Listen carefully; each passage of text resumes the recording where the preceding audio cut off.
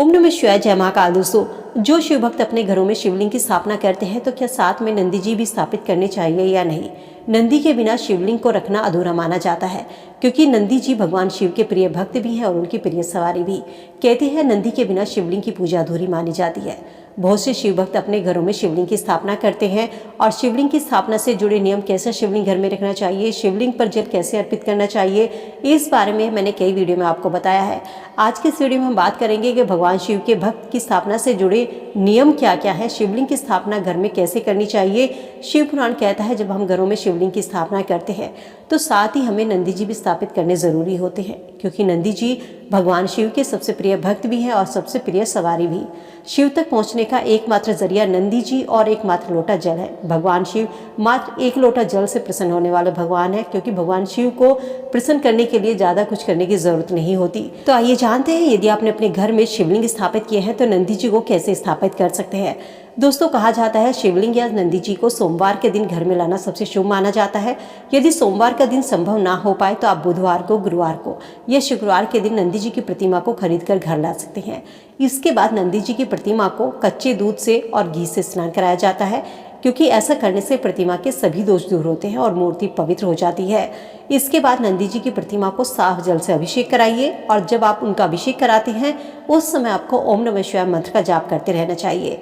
साथ ही नंदी जी के मंत्रों का भी जाप कर सकते हैं। नंदी जी को कुमकुम से, अबीर से इनकी पूजा करनी चाहिए, इनका तिलक करना चाहिए। साथ ही यदि आप शिवलिंग भी स्थापित कर रहे हैं तो शिवलिंग को भी आप पंचामृत से स्नान कराइए और शिवलिंग पर भी आप चंदन से, अबीर से तिलक करें। भूलकर भी सिंदूर या हल्दी से तिलक शिवलिंग को या नंदी जी को नहीं करना चाहिए।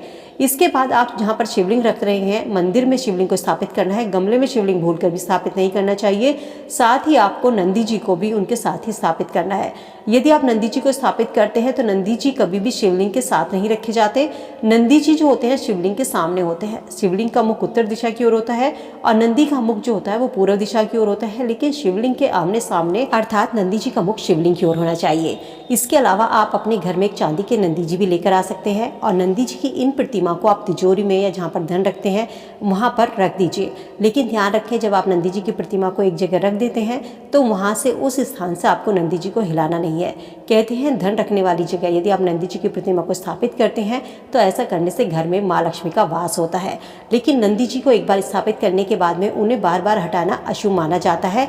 नंदी जी की मूर्ति को रखने से पहले एक ऐसा स्थान जहाँ से उन्हें बार बार हटाने की जरूरत न पड़े, वो स्थान आप चुन लीजिए। अक्सर आपने शिव मंदिरों में देखा होगा कि जहाँ पर भी शिव जी की मूर्ति होती है, शिवलिंग होता है, वहाँ पर नंदी जी जरूर विराजित होती हैं।